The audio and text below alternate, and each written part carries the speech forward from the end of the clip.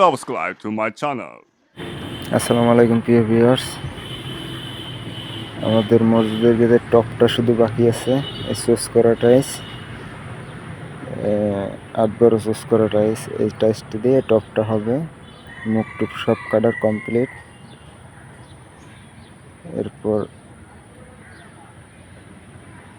এই আমাদের টপ করা শেষ।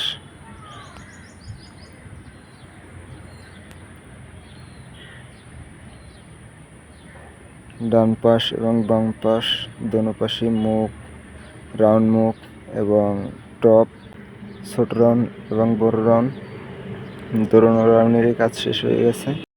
টোটাল গেটেরই কাজ শেষ হয়ে গেছে, শুধু বাকি আছে পুটিং। আল্লাহর রহমতে আমরা কালকের থেকে পুটিং শুরু করব।